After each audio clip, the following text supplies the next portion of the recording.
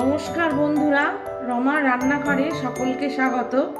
आज के देखुन आमी जे रेसिपिटा देखाबो सेटा होच्छे ओलेर रेसिपि, ओलेर भर्ता। ता आमी किभाबे करछि सेइटा आपनादेर सामने देखाबो आर कि। এই দেখুন আমি এইভাবে ওলগুলোকে কেটে নিয়েছি। এখন বাজারে খুব সুন্দর ওল উঠেছে, তা এই ওল দিয়ে এইরকম একটা রেসিপি তৈরি হলে পরে দারুণ খেতে লাগে। গরম গরম ভাতের সঙ্গে দুর্দান্ত এই রেসিপিটা। তা আমি কিভাবে করছি সেটাই দেখাচ্ছি, আপনারা দেখুন ঠিকভাবে প্রথম থেকে শেষ অবধি দেখুন, তাহলেই বুঝতে পারবেন আমি কিভাবে রান্নাটা করছি। এই দেখুন ওলটাকে আমি কেটে ভালো করে এইভাবে কেটে পরিষ্কার করে ধুয়ে নিয়েছি। তারপরে দেখুন একটা জল বসিয়েছি, একটা প্যানে দেখুন জল বসিয়েছি। এবার আমি এই গরম জলটার মধ্যে এই ওলগুলোকে দিয়ে দিচ্ছি। এটা একটু ভাপিয়ে নেব। আর এর মধ্যে দেখুন সামান্য একটু নুন দিয়ে দিচ্ছি। এই যে নুন দিয়ে এটাকে আমি একটু ভাপিয়ে নেব, তারপরে আবার পরের স্টেপে দেখাচ্ছি কিভাবে করছি। এই যে দেখুন বন্ধুরা, এটা আমার ভাপিয়ে নেওয়া হয়ে গেছে। এবার আমি জল থেকে তুলে নেব। এই দেখুন একদম দেখুন নরম হয়ে গেছে। আমি এবারে জল থেকে এগুলো তুলে নিচ্ছি।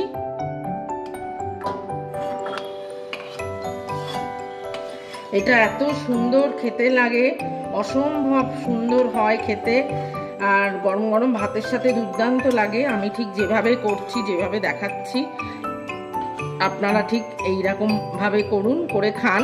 কেমন লাগে আমায় কমেন্ট করে জানাবেন। আমার চ্যানেলটাকে লাইক করবেন, শেয়ার করবেন, সাবস্ক্রাইব করবেন, পাশে বেল আইকনটা ক্লিক করে দেবেন, যাতে আমি যে কোনো কিছু রান্না ছাড়লেই আপনারা যাতে সহজেই পেয়ে যান। এই যে দেখুন বন্ধুরা, এগুলো আমি তুলে নিয়েছি। এইবারে দেখুন একটু আমি হাত দিয়ে এগুলো একটু এরম ভাবে একটু চটকে চটকে মেখে নেব। এই দেখুন একদম নরম হয়ে গেছে। এত সুন্দর এখনকার এই ওলগুলো, আর খেতে অসম্ভব সুন্দর লাগে।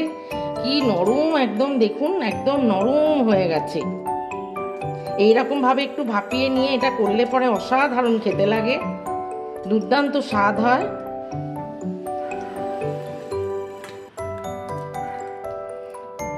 এই দেখুন সবকটা আমি এইভাবে এরকম ভাবে মেখে নেব।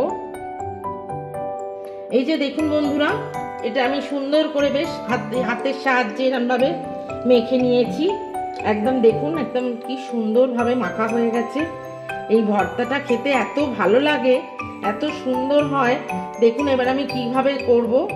একদম ইজি রান্না, কোনো ঝামেলা নেই, কোনো কিচ্ছু না, অথচ খেতে দুর্দান্ত স্বাদের হয়।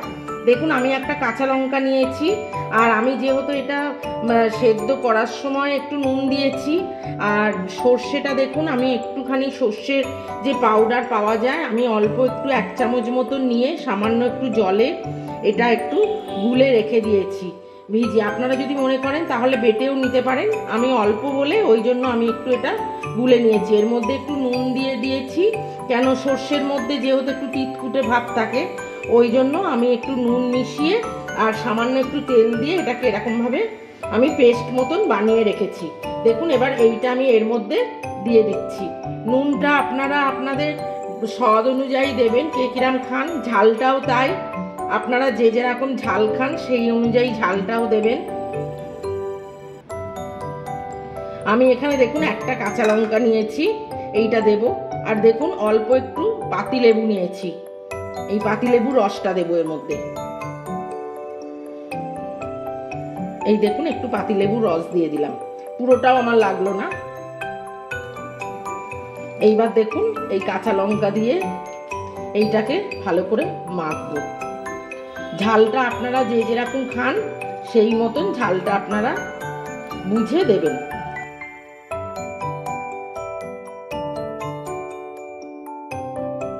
এই দেখুন এইটাকে পুরো এইভাবে মাখিয়ে নিলাম।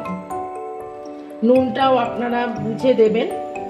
আমি আর এখানে নুন দিলাম না, কেন যেহেতু আমি ভাপানোর সময় নুন দিয়েছি, তারপরে পেস্টটার মধ্যেও নুন দিয়ে রেখেছিলাম, যার জন্য আমি আর এখানে নুন দিলাম না। নুনটা কম লাগলে পরে দিয়ে নেব। আপনারাও ঠিক নুনটা বুঝে দেবেন, কেন বেশি হয়ে গেলে তখন খাওয়া যায় না। এই যে দেখুন, এটা আমার একদম তৈরি হয়ে গেল ভর্তাটা। দেখুন অসম্ভব সুন্দর, গরম ভাতের সাথে খেয়ে দেখুন কিরকম লাগে। ভালো লাগলে আমাকে জানাবেন কমেন্টে। আমার চ্যানেলটাকে লাইক করবেন, শেয়ার করবেন, সাবস্ক্রাইব করবেন, পাশে বেল আইকনটা ক্লিক করে দেবেন, যাতে সহজেই আমি রান্না ছাড়লেই আপনারা পেয়ে যান। আজ তাহলে এই পর্যন্ত, নমস্কার।